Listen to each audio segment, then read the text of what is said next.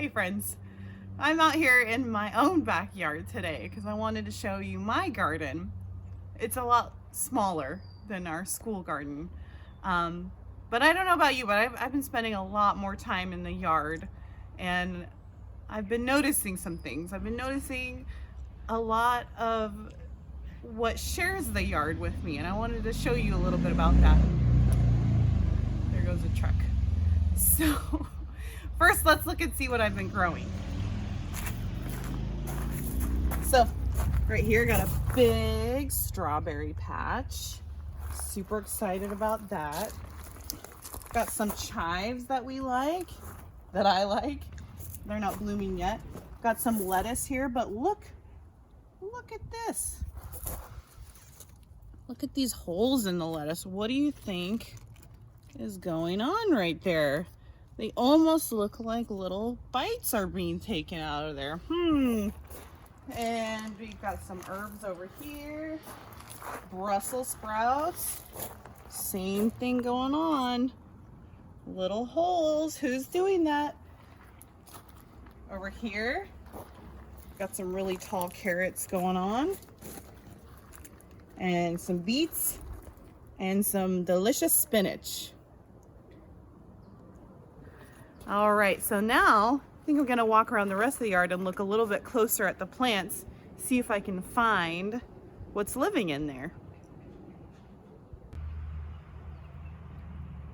One thing that I found a lot of in my backyard are these little honeybees. They really like this lavender plant. I think it's one of their favorite flowers.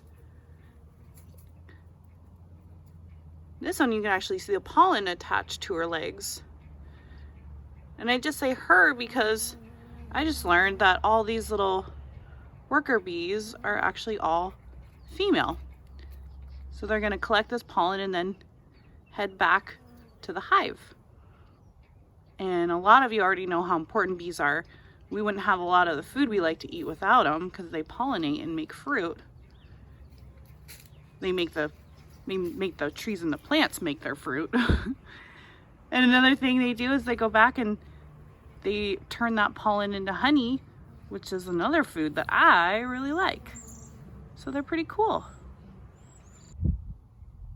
Oh, here's something really special.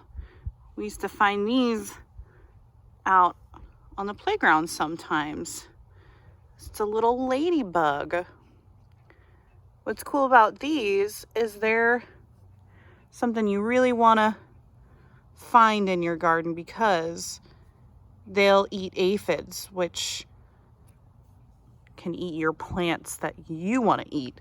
So if you've got ladybugs in your garden, then your garden is pretty healthy. Most of the ladybugs where we live have 7 spots, if you can count them. And a lot of people think if a ladybug lands on you, that's good luck. I don't know about that. What do you think?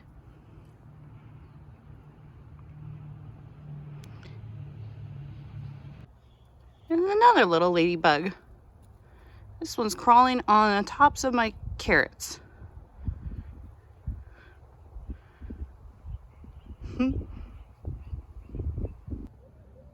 So this is pretty cool too. Now this is a ladybug larva. So this is what ladybugs look like right after they have hatched out of an egg. So they have 4 different life cycles, which means they start off as an egg, and then they turn into a pupa,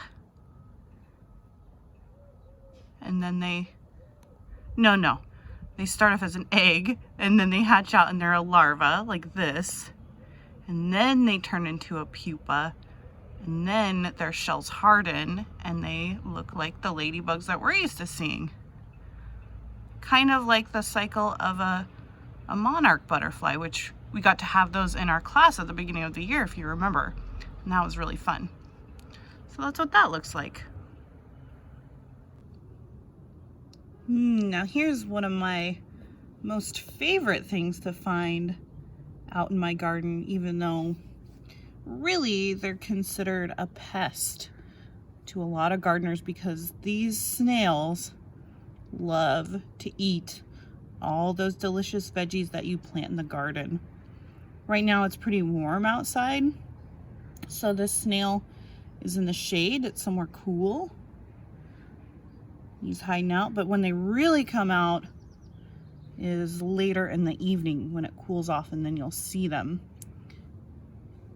And later I'll show you a way that you can keep snails out of your garden without using anything like chemicals or pesticides to get rid of them. There's something really interesting that you can do to keep them out of where you want to grow your food. So we just found this snail, and it's actually right in the middle of laying its eggs. See those white bits that are coming out? That's pretty rare. But it lays, yep, it's laying its eggs, and it'll leave it in the soil, and then later little tiny baby snails are gonna hatch out. Pretty amazing. So I got two little snails here, and I wanted to see, now I've heard that some gardeners, they use copper tape to keep snails from going into their raised beds. So I got some copper tape. Well, it's actually copper wire. And I put it around the snails. And then I gave them a little piece of lettuce on the other side because I wanted to see if it would actually work, if they would actually cross the wire. So far, they stayed in their little pen and they haven't really wanted to cross it, which is kind of interesting. It's good to test these things to see if they actually work. Put a little leaf of lettuce over there to entice them. Snails are so cool, even though they eat all of my veggies.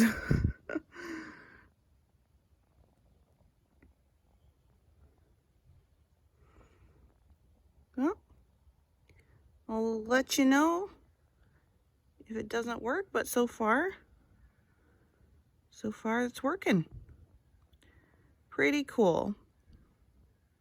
Well, I hope you guys have a good rest of your week, and I hope you get outside and explore. And if you have questions about something that you find, let me or Miss Meadow James know, and maybe we can find out for you. See you later.